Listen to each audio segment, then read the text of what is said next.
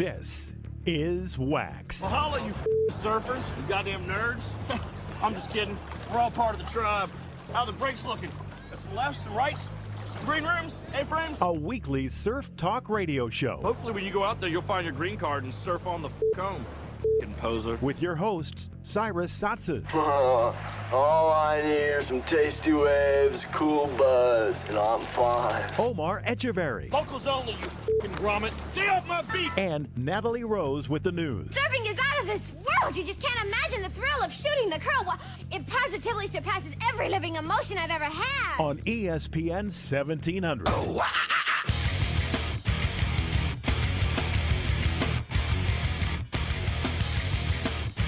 Yeah, the name of the show is WaXed. Brand spanking new surf talk radio show here in what is arguably the surf capital, certainly of the mainland U.S., maybe even the world. I mean, the only argument you can make for having a bigger surf presence would be Hawaii, where the sport was pretty much discovered, started, founded. But we're here in Southern California. This is WaXed. I'm Cyrus, Saatsaz, your host. Here on ESPN 1700. We're going to have a great show today. In a little bit, Shawn Dollar, one of the premier big wave surfers in the world. The man can charge.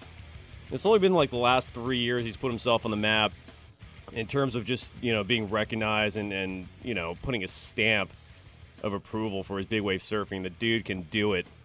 He's going to join the show in about 20 minutes. Before we get started, I want to get the boring part of the program out of the way. Just introduce myself to all of you. And I know there's a lot of you out there driving in the pitch dark. It always surprises me this early in the morning how many people are out there driving. There's like almost traffic at 6-something in the morning. It's crazy. So I hope you guys are driving safe out there. Hope there isn't fog like there was a day or two ago. That was the sketchiest driving ever.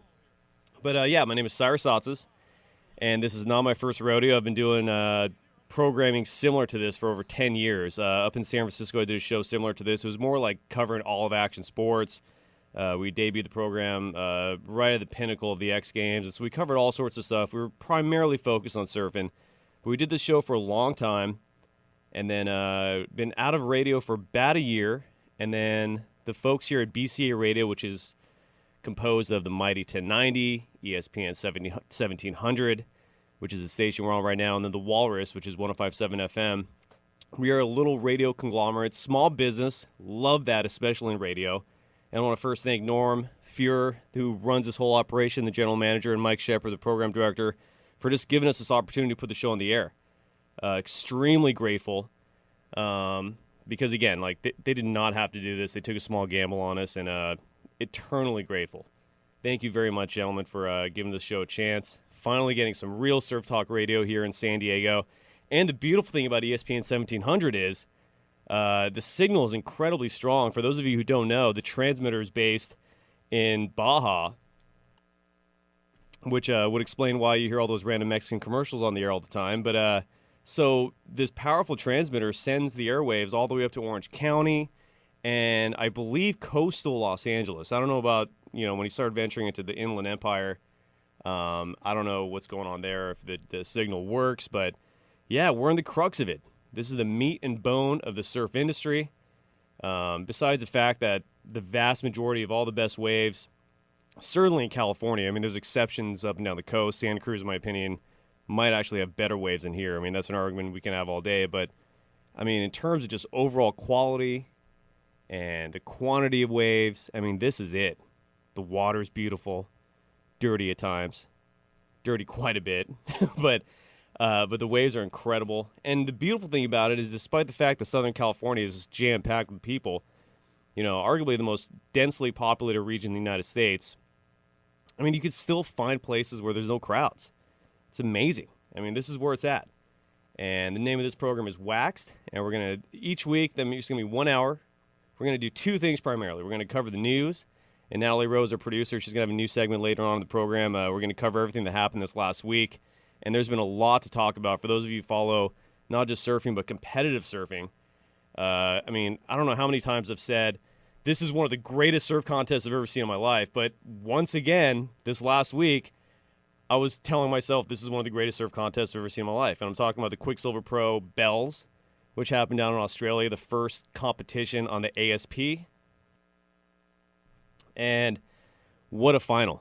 I mean, you had Kelly Slater and Joel Parkinson, the last two world champions. These two should have met at the Billabong Pipe Masters in December to determine who'd be world champion, but Slater was knocked down in the semis, and that didn't happen. But these two are facing off in the finals, and we're going to get into that because that was an unbelievable surf contest.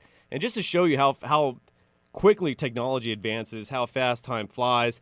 So when I first started doing a radio show like this, and again, this was over 10 years ago, and we had some incredible guests on that old program, like Jack Johnson came in studio. I had the pleasure of bringing in actor Edward Norton into the studio, who is a huge surfer, by the way. Kelly Slater, I've interviewed 5 different times. And, you know, from the moment I started doing this show to now, back then, I mean, webcasts were still just in their, you know, initial newborn phase. I mean, they're still glitchy now. They still have a ton of issues now, and we'll talk about that. I mean, webcasts are far from being impeccable, but, I mean, from that point to now where I'm having dinner with my dad in Del Mar a couple nights ago at this nice Italian joint in Del Mar, and I have my iPhone sitting on the dinner table watching the Quiksilver Pro final, and they moved the contest to Kira, heavier wave, way more hollow too, which is why they had these insane deep barrels in that contest. And I'm watching this thing like I'm watching TV at a fancy dinner. It was awesome. I mean, it's just I have this tiny little screen. The waitress come by every now and again going, "What are you doing?" And I'm because the back of the phone is facing her. And finally, I turn the phone around. There's just this live surf contest, which is happening in Australia.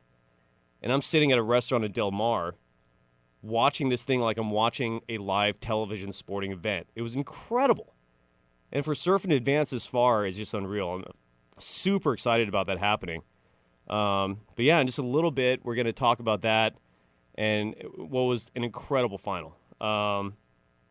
And yeah, and the way this is going, surfing, at least on the competitive side, despite all its flaws, and there's a ton of flaws, we'll cover all that.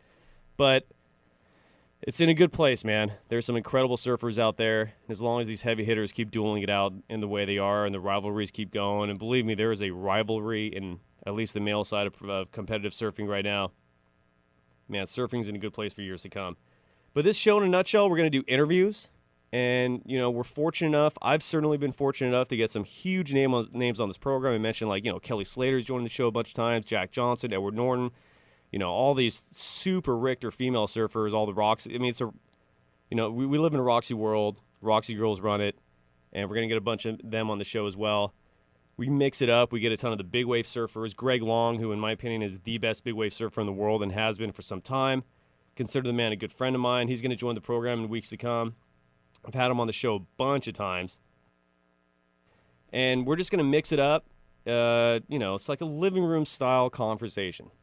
You know, one of the beautiful things about this show when we do interviews, we break it down. I ask the questions that need to be asked. I'm not going to hammer the guests because I want them to come back on the show.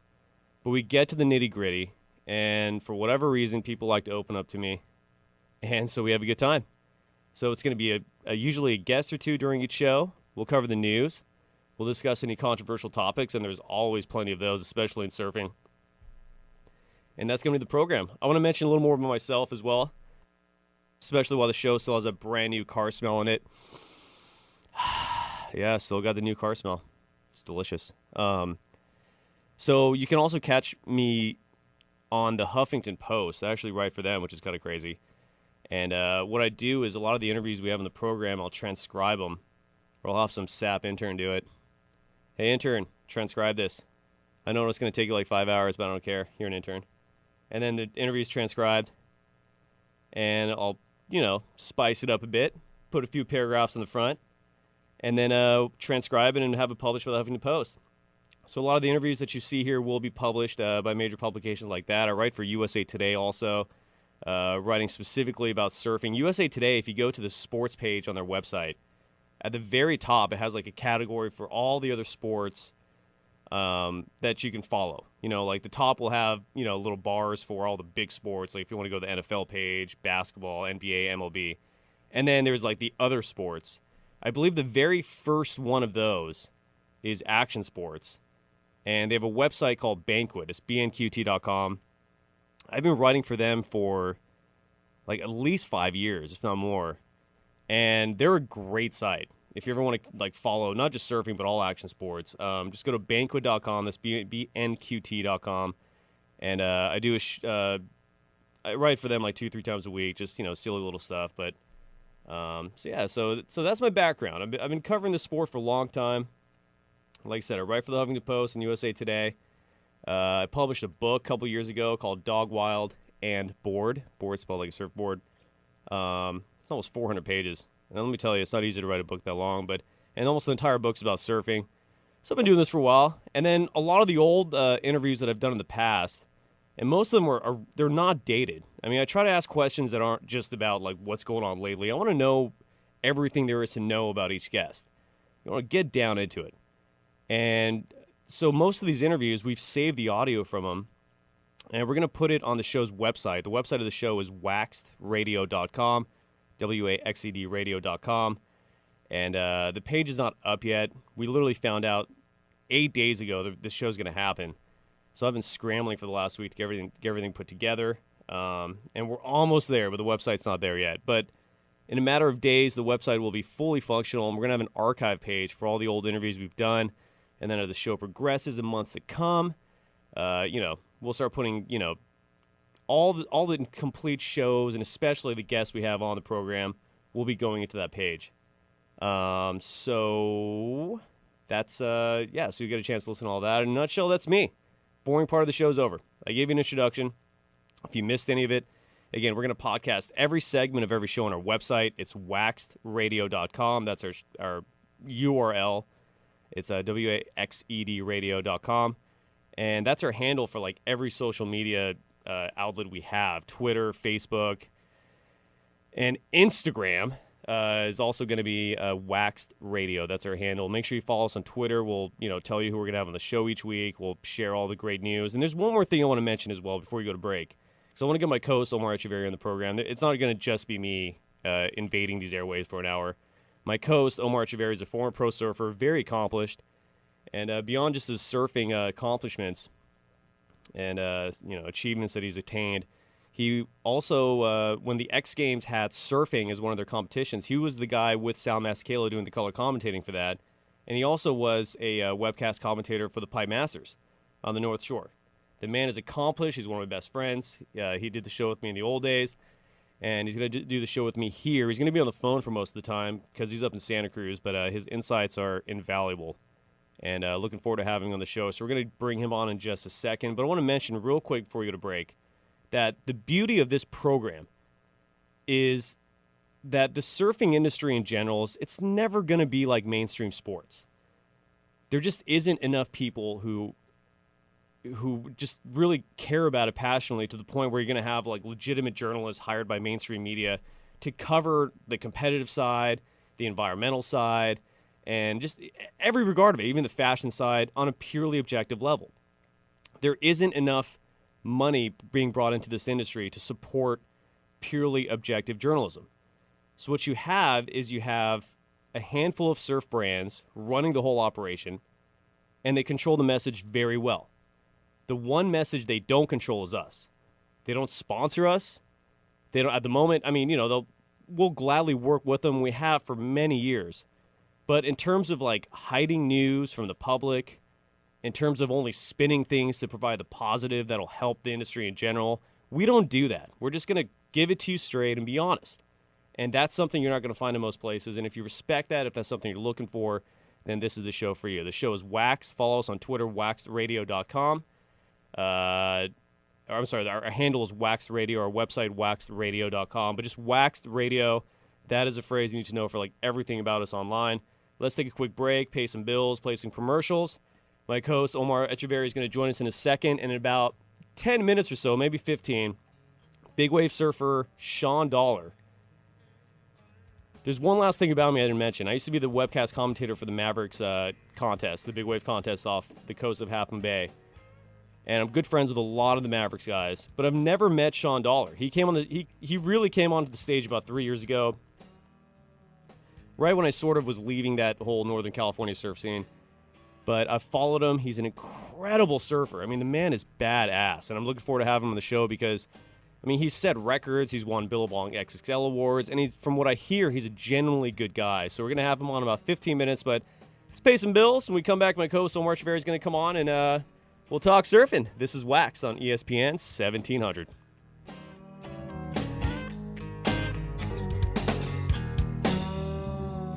Visit our website, waxedradio.com, to get complete show podcasts and follow us on all social media at WaXed Radio. Now, more WaXed.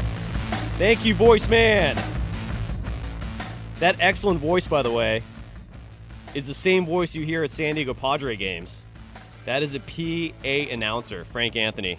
He's one of the main production gentlemen here at the radio station. He handles most of the production here on the commercial side of things. Thank you, Frank. That is a beautiful voice. This is WaXed, Surf Talk Radio, the debut show here on ESPN 1700 and Southern California in general. When I was doing the old show, we were nationally syndicated for like the last 5 years in every market. But amazingly, the one market we wanted the most, Southern California, where all the surf is happening. Now we're finally here.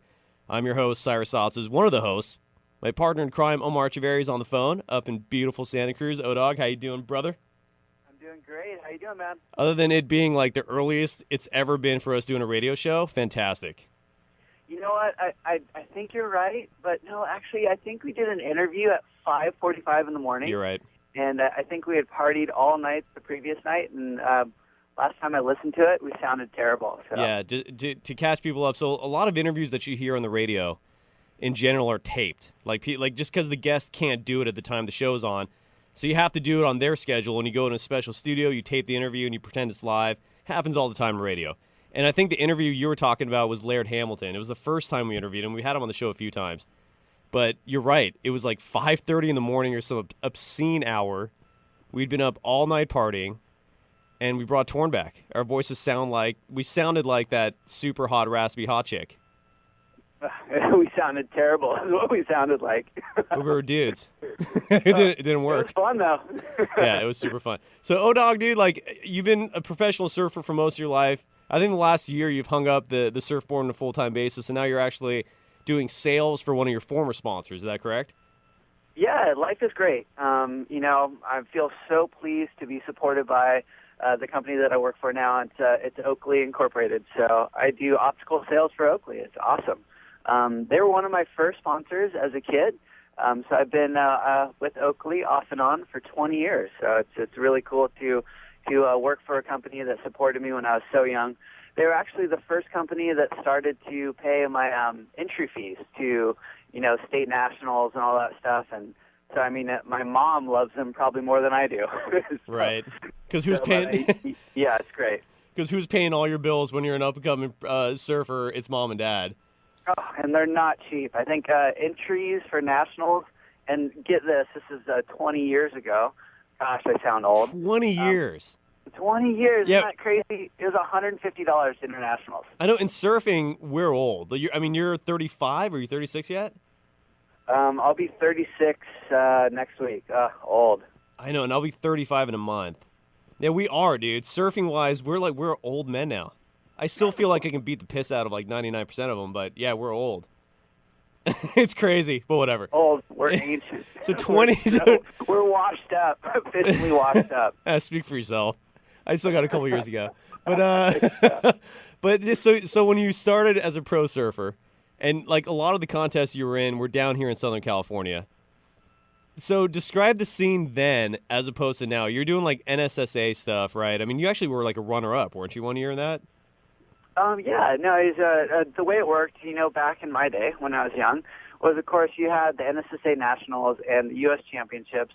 Those were like the pinnacle. And of course, you had the West Coast Championships, and you had to qualify for all these national championships. And if you did well in the NSSA Nationals or made the U.S. team, you kind of had a ride into the WQS. Right. So, you'd get these sponsorships. People would notice you. And I had an NSSA National Championship when I was 13, so that definitely helped a lot. Congrats. Then, you actually won that one year. Yeah, I won it. I was so young. It's so weird. That's a long time ago. Well, and just to catch people up, the NSSA, in a nutshell, is a springboard. You're right, for going on to the WQS and then the ASP World Tour. But the people that have won this thing in the past, like I think Surfing Magazine or one of these surf mags, every year they release like an annual NSSA, like, you know, sub issue that's like stuck into the magazine if you have a subscription. You know what I'm talking about? How they have like that special annual NSSA issue. I don't know if you know what I'm talking about or not, but they kind of pump up what's going to happen this year. And in that little mini mag within the main mag, they always have a list of all the previous winners. And that's where I remember seeing you on that one year. This was like back when I first met you. And I was like, whoa, this guy won this thing. But you look at the other people who have won the NSSA, it is a list of the heaviest surfers in the industry. Like the Kelly Slaters, I think Andy Irons won this thing one year. I think Rob Machado won one year. I mean, they're like the biggest names in surfing win this thing. So you're part of a very exclusive group, brother. Congrats. Thanks, buddy. Blowing me up. But, the title I loved was I believe, one of the only people to win it from Santa Cruz ever. Nice. Until Nat Young. So it took a while, but Nat Young took over, and, now he's on the WCT, and Santa Cruz couldn't be prouder. Absolutely right. Ripping, and it's great to see another Santa Cruzian on the World Tour. It is true. And if you look at the World Tour, where everyone comes from, it's either Australians, it's Hawaiians, you have like the random Americans like Kelly Slater and the Floridians, which is always crazy to me that those guys are, you know, not just making an appearance on the ASP, but actually like dominating it. And then you have the Brazos, and then you have like the random French and all these other wild cards. But Santa Cruz hasn't had a guy since Adam Rapogel. Is that correct? Like it's been like 10 years at least, right? Yep, that was the last surfer was Adam Rapogel, and before that it was Chris Gallagher. So wow. Boy, it has been a long time. So it's great to see Nat on that world platform, or world stage, I guess you'd call it. Yeah. And boy, he's doing good.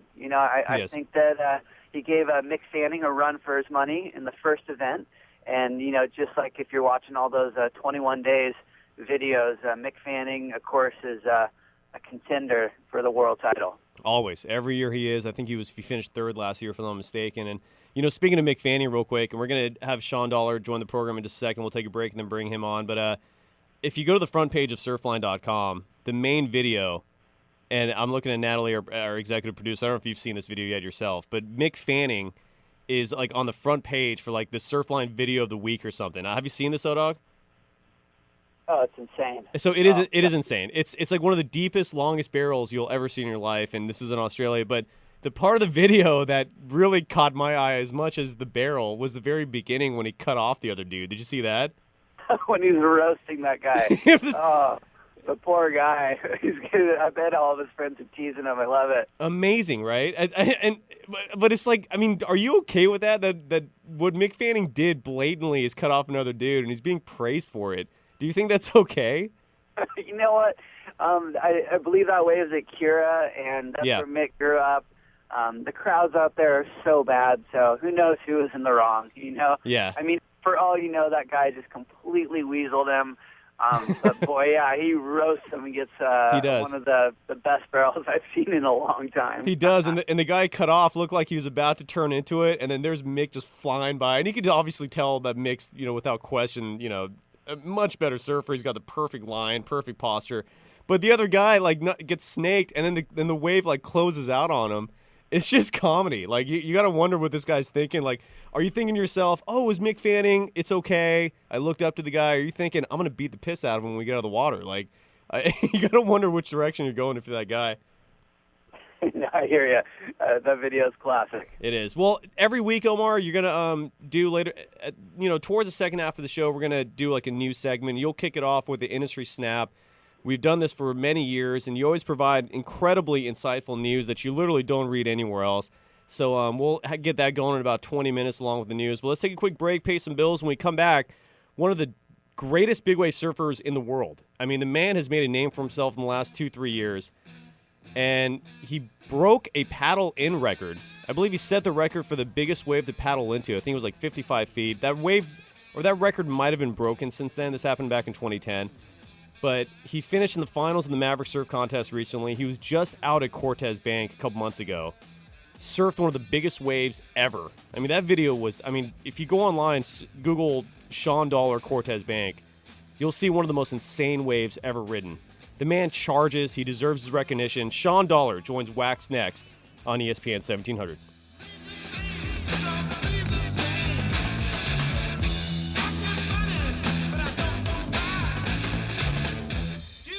Visit our website, WaxedRadio.com, to get complete show podcasts and follow us on all social media at WaXed Radio. Now, more Waxed. Thank you very much. Name of the program is WaXed Surf Talk Radio here in Southern California on ESPN 1700. Omar, Etcheverry, and myself, Cyrus, Saatsaz, is the host. Our next guest has quickly made a name for himself as one of the best big wave surfers in the world. The man can charge. Fearless, huge balls, nothing but respect. Shawn Dollar, welcome to the program, man. How you doing? I'm doing good. Thank you for that introduction. Yeah, you just finished hitting the bong there, dude? You all right? I'm just teasing. No, just teasing. It's a little early. I guess I'm just waking up. Dude, it's way early. Getting my morning voice. No, it's way early. Omar and I were talking about how, like, I think once before we did radio at this hour, definitely something to get used to. But welcome to the program. You've been making a name for yourself in Northern California for a while. I mean, Santa Cruz is where I believe you're from and where you currently live. But Mavericks is kind of really where you introduce yourself to the surfing industry and beyond. And congrats, first of all. You made the finals of the most recent edition 2 months ago. How did that contest go? I mean, were you happy with the way the waves were and happy with your own result? I mean, yeah, with my own results, I was definitely happy. I mean, to make it to the finals, for me personally, it was a really big deal. Like, I was just really stoked to have everything work out that I got there. The waves were, the best waves we've seen out there in 3 years. So I'm glad the contest went. However, I really wish it was proper. Right. The faces are bigger, Right. So, you just make the most of it, and we did, and, that's what we do. Absolutely. And you made your name, you basically put yourself out there, and I believe it was like 2010, the last time they ran the contest. You participated in an expression session between the semis and the finals. That year's contest was incredible. Those were bombs coming through. And then, but yet, I'm pretty sure people remember more your wave than who actually won that contest, which is incredible. Describe that wave and what happened after. I believe you set the record of the time for the biggest paddle-in wave ever. Talk about what that experience is like to basically just explode onto the scene and immediately get respect from everybody. Yeah, that was a pretty amazing day. I'd been surfing out there for a few years. I was well known in the lineup and with those guys that surf out there. Felt really comfortable out there. That day was just absolutely massive, and since I've been surfing out there, I've seen some.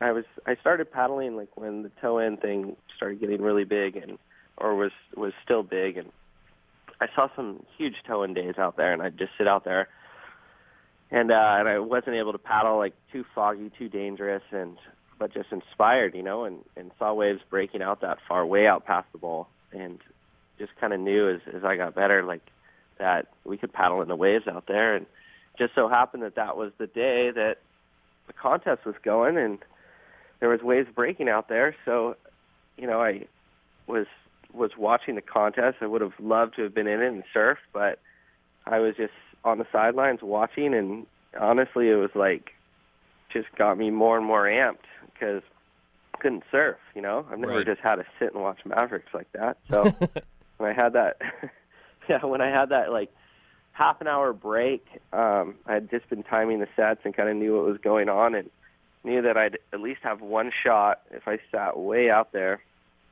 to catch a wave. Like there's going to be a set for sure.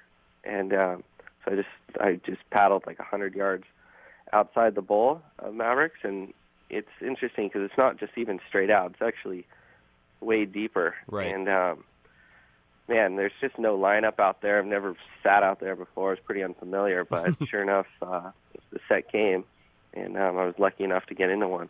55 feet, which, if I'm not mistaken, I think one or two of the surfers may have paddled into a bigger wave since then. Is that correct? I mean, you know better than me. Yeah, since then, Shane Dorian at Jaws. Yeah. I think his is 58 feet Whew. currently. I mean, both those waves are incredible. And Shawn Dollar is here on WaXed. O-Dog, you got a question? Yeah, I do. Dollar, what's up, bud? Hey, bud. How doing? Good. How's it going? Good. Welcome to the show. Thanks for coming on, all that good stuff. So my big question for you is, in a lot of interviews right now, the big wave surfers, especially the ones with families, are really talking about how difficult it can be to, be running around the world surfing these big waves and putting them in, life-threatening situations with a family. I know Shane Dorian mentioned it in an interview a few months ago. Pete Mel, Skinny, a bunch of those guys. What is it like emotionally, with a family, but yet just charging huge waves? Gosh, it's like it'd be a lot easier without a family because you wouldn't have all these responsibilities and people to worry about if you're not around. But yeah, maybe it makes you a better surfer because it makes you take less risks. But it's really hard. I mean, I'm the breadwinner for my family. I don't make my living as a professional surfer. I do it because I love surfing big waves, and to go out there and risk a lot is really challenging. It's hard on my wife. It's hard on me emotionally a lot of times. But I pick and choose my days, and if I feel up for it, I do it. And it's I don't know. It's really hard to find the balance. I'll tell you, it's pretty stressful. And Shawn, you mentioned that big wave surfing is not your day job. If I'm not mistaken, you're a sales rep for Reef. Is that correct?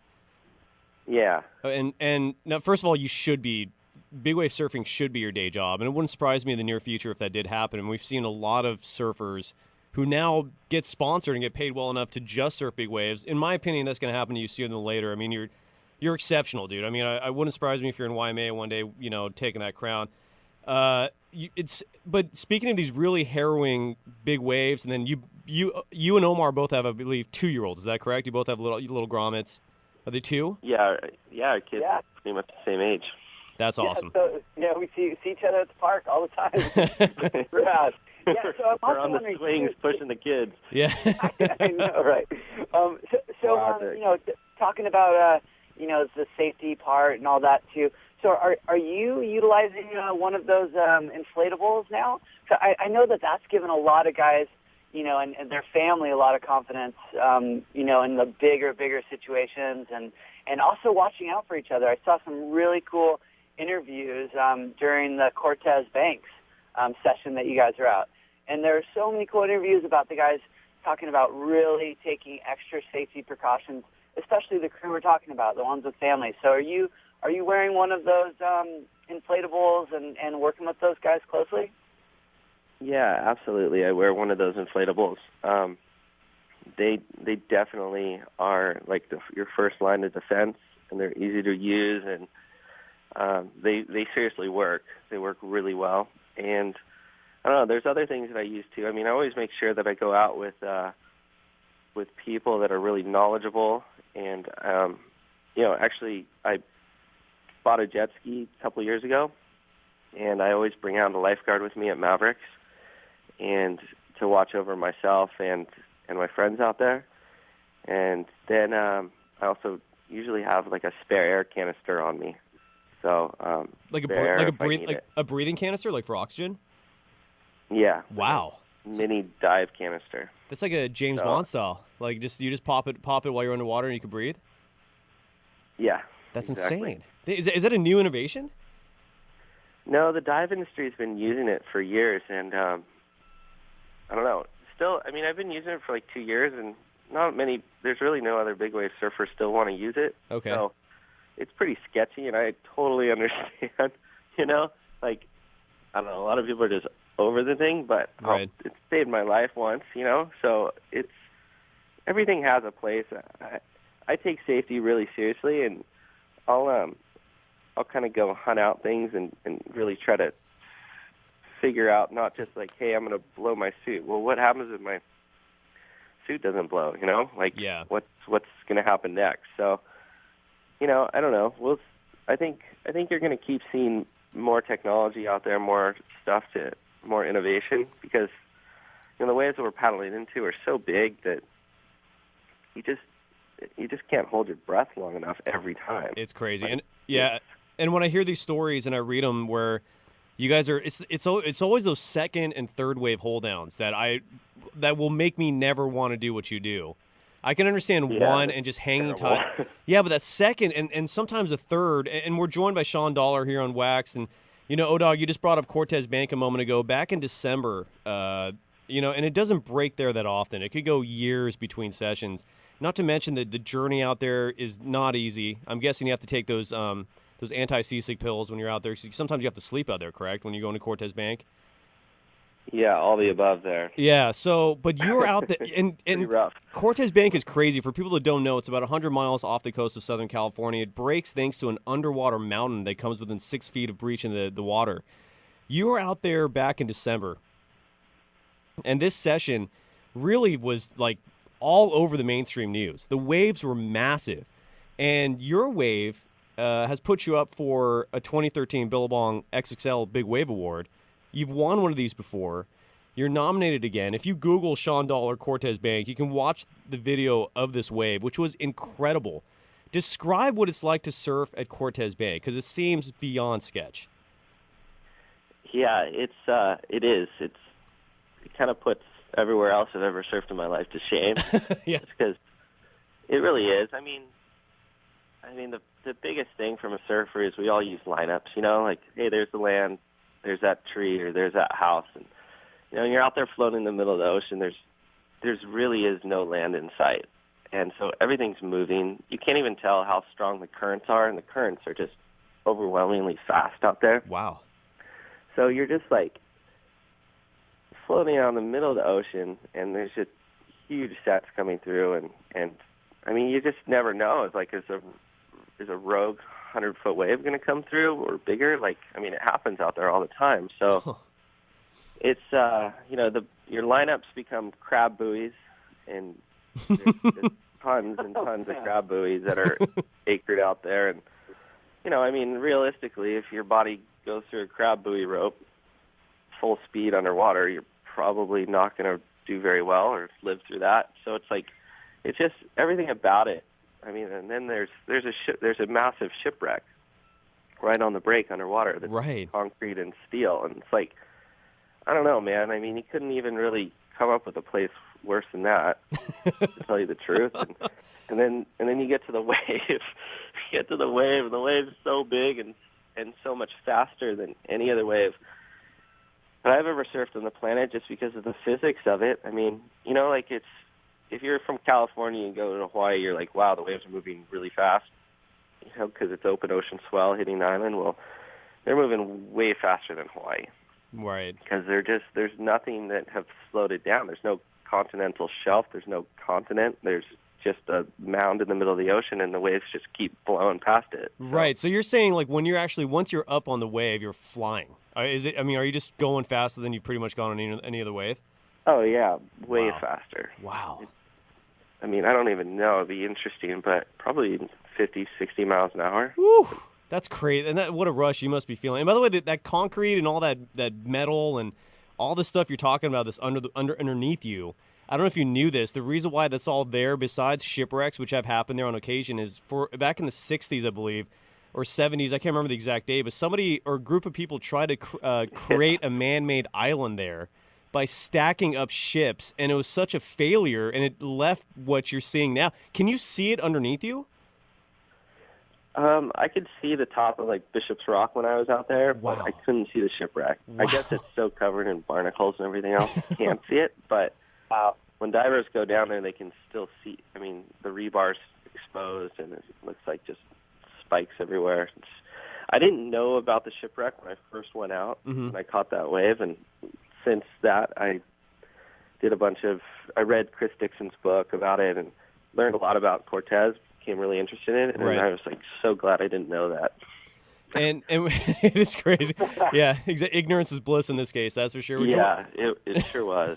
And we're joined by Shawn Dollar here on WaXed, and I guess if we want to mention your sponsor, I'd say Reef, because you work for them, and hopefully in the near future we'll mention your sponsor as being someone who's just paying you just to be a big wave surfer. But I want to just to make things serious for a second here, because we're talking about Cortes Bank, and you've experienced your share of tragedy. It comes with big wave surfing. It's one of the reasons why people have mad respect for what you guys do. You're risking your life out there, literally. You've been out there when tragedies literally struck. Sion Molosky, I believe, was right in front of you in Mavericks when he tragically passed away. And then this recently at Cortes Bank, it was almost controversy to go with something that was very serious. Greg Long, who's a great friend of the program, he's been on a bunch of times, and hopefully we'll get him on again in the near future. He wiped out. I can't remember if it was the same day as when you surfed or it was the day before, and you can clarify that. But part of the reason why he wiped out is because Garrett McNamara took off on the same wave as him on the outside, essentially cutting him off. And on top of that, Garrett McNamara was riding a WaveJet, which those things repulse me. I'm not a fan of WaveJet at all. I don't feel like they belong in the lineup. That's just me. What's your take on it? You were there. Do you feel like it was just an unfortunate incident? Do you feel like it was preventable? Like, what's your opinion on what happened? That really could have been much more serious than it was regarding Greg Long and Garrett McNamara.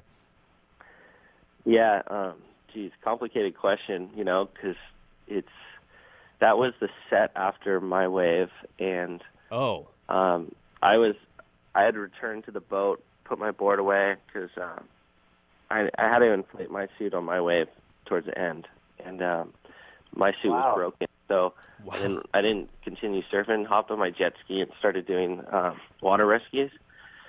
So I picked up watching that. Front row seat to that whole thing, and ended up they missed Garrett's pickup, and I went in to pick Garrett up, and I knew that Greg was getting picked up, so. And I could tell a bunch of people were over there, so I returned back to the lineup and was just watching over things. But so watching that whole thing, and from that perspective, it was definitely, really disappointing. It's pretty rough. Big wave surfing, people, do party waves all the time, right? And it's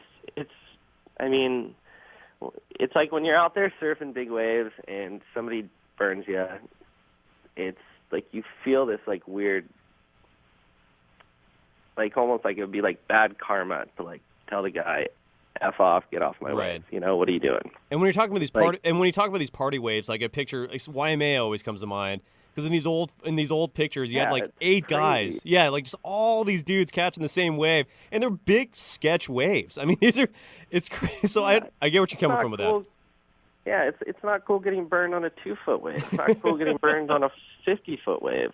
But it happens, and there's mistakes, and so it's with Garrett, the whole thing is just at the end of the day, it's not okay to be burning people. And then, when you're on a WaveJet, it seemed like Garrett just didn't quite have the control he needed. Right.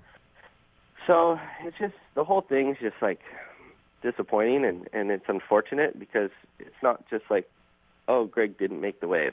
Whatever. Greg would have been no sweat off his back. We wouldn't even be talking about it, but Greg almost died on that wave. Exactly.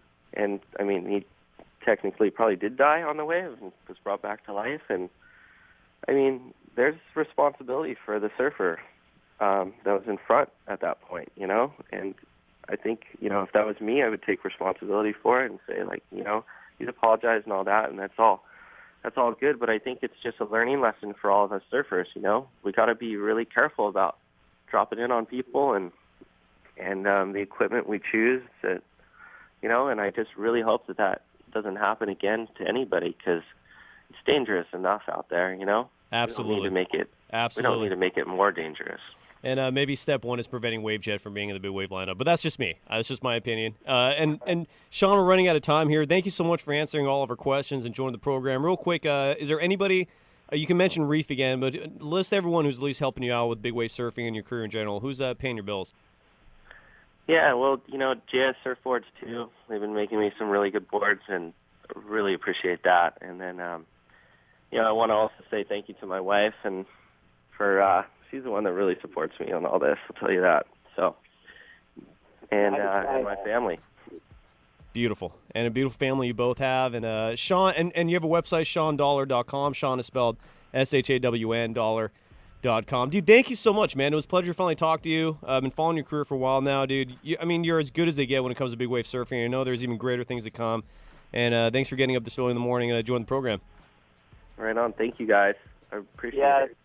Shawn, thanks so much for coming on, and just want to say, hey, hats off to all you and all the big wave community for what you guys are doing. Absolutely. I mean, you're taking it to a whole new level with everything, and the safety you guys are doing. I think it's so cool. I think it's great, man. It's you all are great role models, and we can't wait to see you guys catch bigger and bigger waves, push the limits. Absolutely, man. Shawn, you rip, dude. You're a Charger, man. Thank you again. Great having you on the show. And when we come back, let's pay some bills. Then Natalie Rose will have the news to wrap the show up. This is WaXed on ESPN 1700.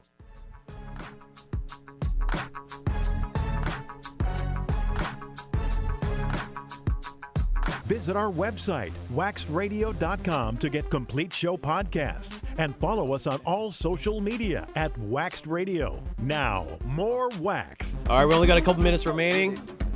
Let's get some news. Natalie Rose, our executive producer and news anchor, she's got a lot of great stories we haven't covered yet. Special thanks again to Shawn Dollar real quick. But Natalie, turn on that mic, introduce yourself to the world.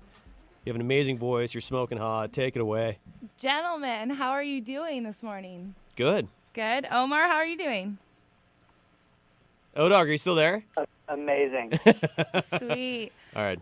Well, my name is Natalie Rose. I like to surf. I like to go lobster diving. I used to compete for surfing back when I was younger, but then other things come into effect. So now I just do it on my spare time. I've done a lot of producing and. Is this like what are you doing here? Is this like a demo reel for you? You told me to introduce myself. All right, read the news. What's going on in the news? All right, let's get into this. Sorry about that. Anyways, as we already know, Kelly Slater won at the Quiksilver Pro this past week.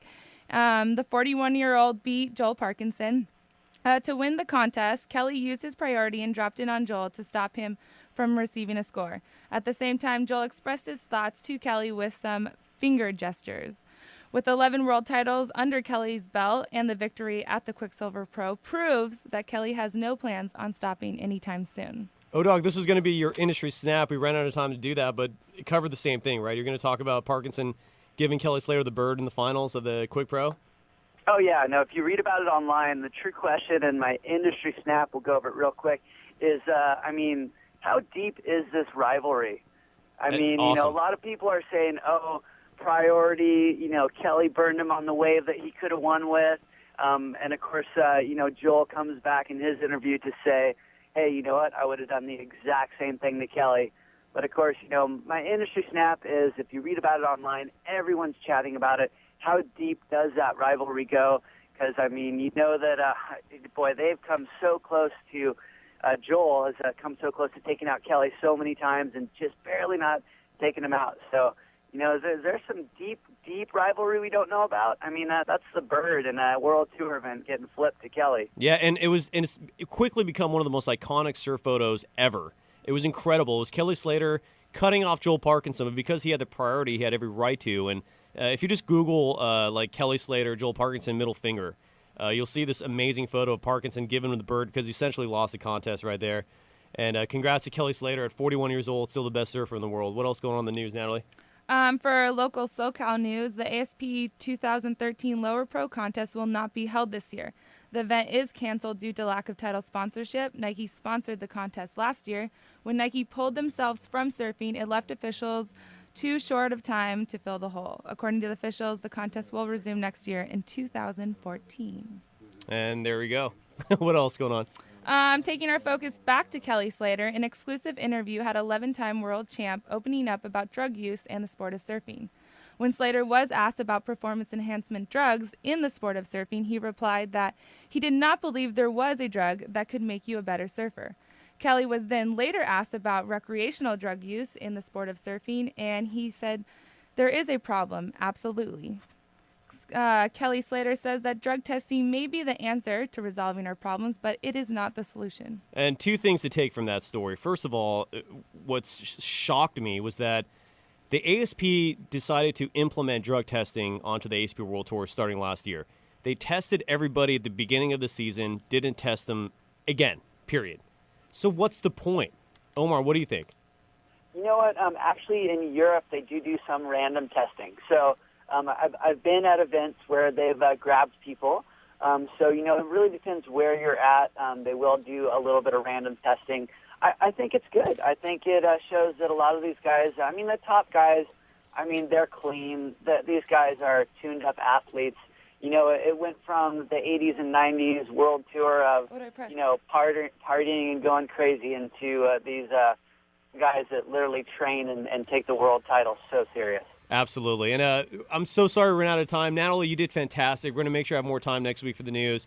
Want to thank the audience. This is WaXed. You know, follow us on Twitter, WaXed Radio. Follow us on all social media at WaXed Radio, and our website is waxedradio.com. Natalie Rose, fantastic job with the news. O-Dog, always love being doing a show with you. It's great to finally be back on the radio. I want to thank Shawn Dollar for coming on the show. The podcast of this entire show will be available on our website, waxedradio.com. O-Dog, I'll talk to you next week, brother.